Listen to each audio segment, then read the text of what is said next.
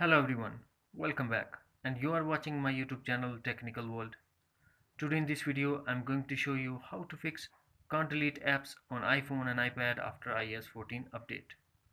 Before start, please don't forget to subscribe and also press the bell icon for latest video notifications. Let's start. After updating to iOS 14, some setting may change. The most common reason for not deleting apps is that delete restriction app are disabled. To check that, first we have to go to settings, then we have to go to screen time. Under screen time, tap on content and privacy restrictions, tap on iTunes and App Store purchases, tap on deleting app, and make sure that allow is selected. After selecting the allow, if you are still facing the same issue, then we have to go to settings, tap general, find and tap on iPhone storage.